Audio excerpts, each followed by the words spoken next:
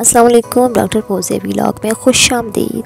तासु तो हम पखपल चैनल के हर गले कौमा फोजियास तादखाइस गुलुन डेरती जोले में तंगा ज़बकम कम टोलोमा।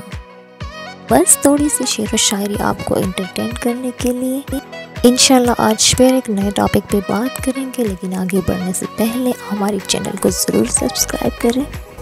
तो आज हम रेवड़ी की शनाख्त और इसके फ़वाइद के बारे में आपके साथ शेयर करेंगे। रेवड़ी मशहूर चीज़ है, मक्सर तल और खंड या मक्सर तल और गुड़ से बनाई जाती है।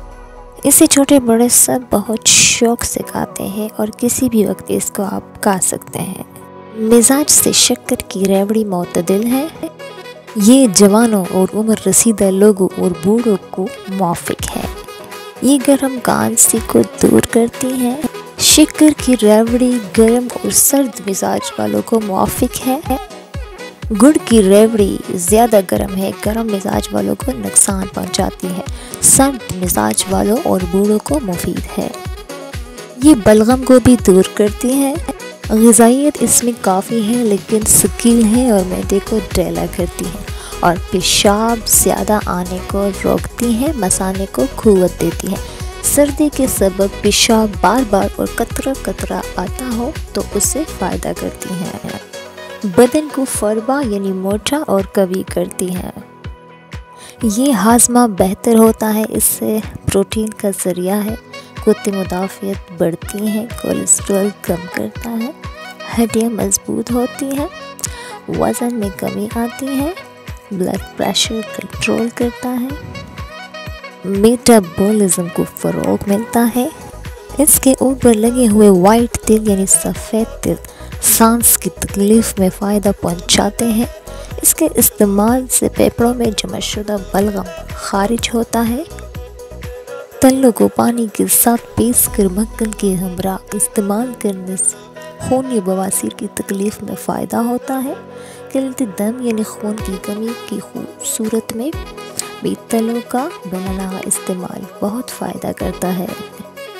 तिल के पौधे की जड़ी पानी में उबाल कर इस पानी से सर धोने से बाल जल्दी सफ़ेद नहीं होते और मुलायम और चमकदार रहते हैं।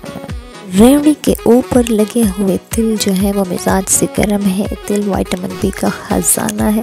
तिल क़ुव्वत बाक़ के लिए बहुत मुफीद है। तिल दमक खांसी और क़ल्ब की हराज के लिए बहुत मुफीद है। तिल का तेल जो है वो रंगत को निकालता है और ख़ारिश को दूर करता है। तिल खाने से कतरा कतरा पेशाब आने की शिकायत दूर हो जाती है। जो लोग गोश्त नहीं खाते उनको तिल का इस्तेमाल कसरत से करना चाहिए। तिल से बनी बनाई रेवड़ी जब आप खाते हैं तो आपको कैल्शियम की कमी नहीं होती। कैल्शियम की गोलियां और पुड़ियाँ नुकसानदेह होने के अलावा लोगों में गुर्दे की पथरी पैदा कर सकती है, लिहाजा इसकी कमी कुदरती तरीके से दूर करेगी।